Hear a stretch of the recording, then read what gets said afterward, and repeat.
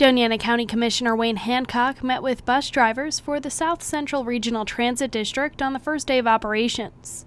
He says public transit is an essential service that can improve the lives of people throughout the county. La Clinica recently at one of our health forums indicated that they have a no-show rate of 60% because of transportation, lack of transportation. Transportation for families in this community is 30% of their disposable income. The Center for Environmental Resource Management at the University of Texas at El Paso led a study to determine the health impacts the new bus service would have.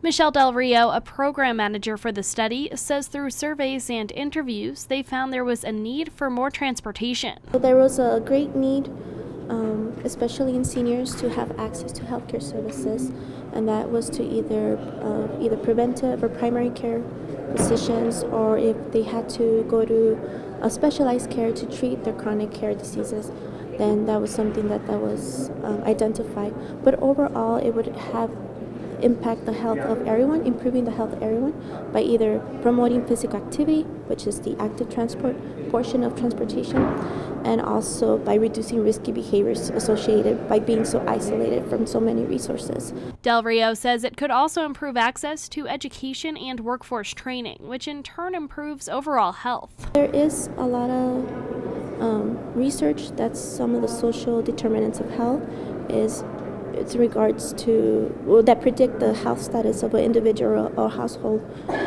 is based on their income, their education status, and so having access to educational opportunities, an opportunity to have a higher income in the home is going to have a positive impact on their health. Commissioner Ben Rawson has been against funding the bus service since the beginning and says he wanted to listen to the voters who voted down funding the service in 2014.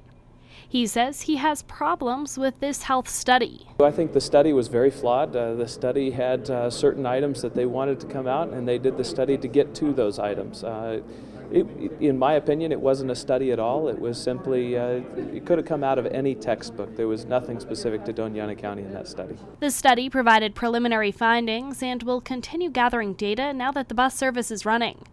Commissioner Hancock says it's important to learn that people in the county think public transit could improve their health. I think the data really stands for itself. I think that part of the issue is that, as we keep hearing, there's a lot of anecdotal information about things, and I think having a scientific study that really points out that these things really do exist is extremely important. Commissioner Rawson says he wants to see more data on how many people will use the bus and a cost-benefit analysis.